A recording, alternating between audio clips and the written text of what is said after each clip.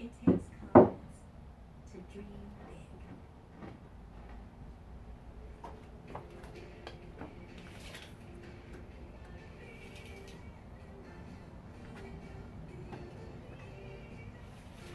Oh, hey friends, Mark Holmes here, Joe Boo. Well, he's down in the man cave, and as always, thank you guys for watching, commenting, and subscribing to the Joe Boo Sports Report. Because of that, you guys, well, this just doesn't work. You know, I'm just like you guys. I'm kicking around here at the house, doing some work and things. Hold your ears for a second. Waiting to see what we see. I think today is going to be the day that we have something resolved on Dez Bryant. But I believe the longer it goes, the more chances are that he is going to be here.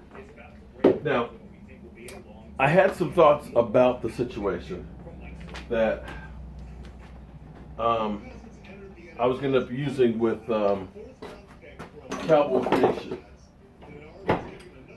We were supposed to have that debate, part 2, on whether he should stay or whether he should go. But timing wasn't quite right, and we're running out of time on this, so I'm going to go ahead and give you my thoughts right now. Here's the thing. Dez Bryant. Love Dez. Always loved throwing up the X. Always loved the passion that he's had, and so on. But here's the big but. The bottom line is you can't fall in love with players. Because what you have to do is you've got to think with your head and not your heart. You have to look at the situation and say, what is the best move for the whole team? What is going to put us in the best position to win? So is keeping Dez Bryant, because everybody's argument is, well, if you don't keep Dez Bryant, who are you going to have as a wide receiver? You got nobody behind it. You know, your receivers, you have Bryce Butler, he's gone. Terrence Williams, you know, we tried him as number 1, that didn't work out. Cole Beasley's not it. And Ryan Switzer, well, we don't know what's going on. Those are true things. But here's the thing about wide receivers. If you go back through, because this is what I always do, is I look at what's happened in the past and precedents and see what are the chances of it working out here. When you go back through and you look at the mega deals that have been paid to wide receivers, the Larry Fitzgeralds, the Dez Bryants, the Megatrons, what has always happened is after the deal was signed, the numbers and statistics started going down, started declining. It's just the way it is. When you hit 28 years old, you don't get better, you start slowing down. But my question is this for you guys. How many of the diva, big-name wide receivers have won Super Bowls? Because I look around at, no, Dez hasn't, of course, not with the Cowboys. I look at your Chad Johnsons, I look at your T.O.s, I look at your Megatrons, your Larry Fitzgeralds, all of these big numbers wide receivers. How many Super Bowls? Any? Do you realize that Super Bowl MVPs, out of 52 Super Bowls, only 5 of them have been wide receivers? 3 of them, I believe, were Steelers. I know Lynn Swann and Hines Ward. I know Deion Branch was one. Jerry Rice, and I'm missing one more from way back in the day in there.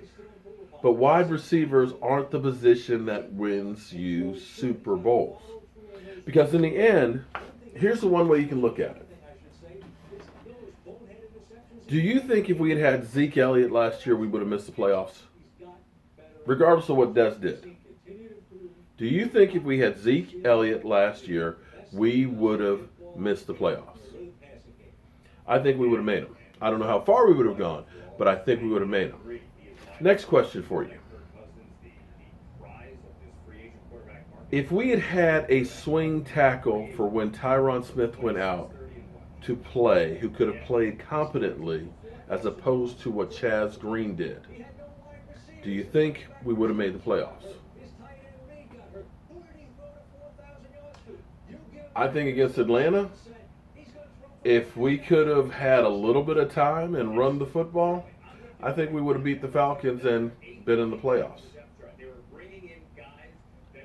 Do you think if we had had a linebacker to fill in other than Jalen Smith, who was a little better than what Jalen Smith did? Jalen Smith, hats off to him, played fantastic as basically a rookie. But do you think if we had had a linebacker to fill in when Sean Lee wasn't there, we wouldn't have made the playoffs? Because if you believe that all of those things are true, the reality is you either have Dez Bryant or you have that linebacker or that offensive tackle. Because in the end, when you look at Dak Prescott first half of the season,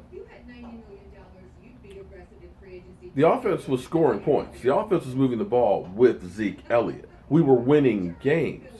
It was when the offensive line had problems. It was when we didn't have Zeke Elliott that we lost games.